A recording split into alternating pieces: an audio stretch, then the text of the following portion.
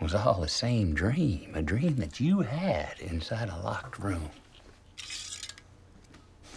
A dream about being a person.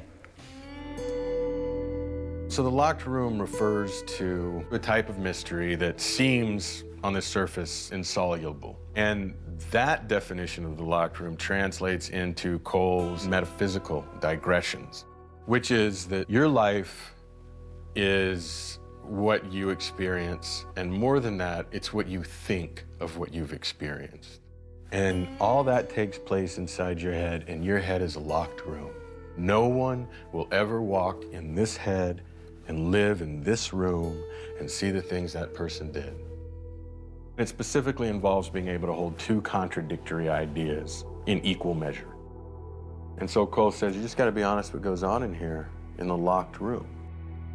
I think there's a kind of absolutism to the way Cohle talks about his philosophies, and whether it be about religion or anything else. It's a kind of absolutism that proves there's like a much darker abyss beneath that.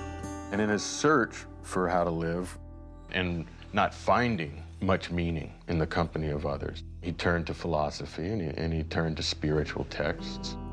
He just doesn't believe it, but I think he believes in the power of transcendence, and I think that's what he's often speaking toward. What's it say about life? I'm not sure whether Cohle is agnostic or atheist, but he's somewhere in between the two. He's definitely doesn't subscribe to any religion. For a guy who sees no point in existence, you sure fret about it an awful lot. Hart, he's probably some sort of agnostic Christian in the sense that he believes in it as a community ritual. I'm not sure if he necessarily follows the rules of the faith. He makes excuses for himself. The very sermon that Cohle is critiquing, he employs all the same tactics in his interrogations. It's not your fault. It's not. He was drugged to the bottom by that same weight. Offering a cathartic narrative. As Cohle says, everybody knows there's something wrong with them. All you gotta do is address that hole and watch him talk. Everybody wants to confess. Get out of here.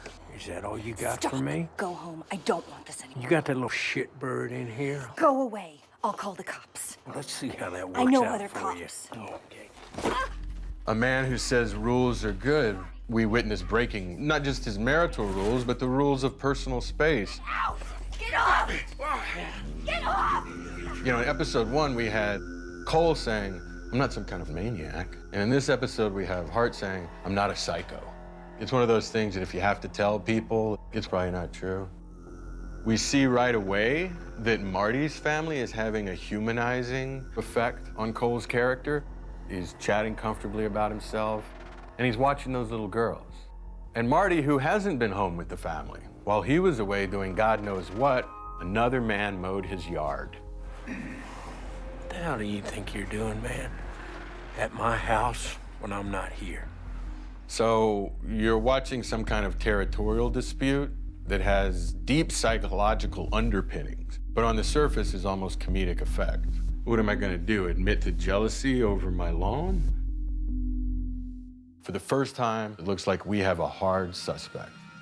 That image I actually got from my head from paintings which showed plague doctors in medieval Europe, and they had those very strange long masks. It was before gas masks, but they made them look like wasps. And we leave them in episode 3 with a very definite direction and a man to capture.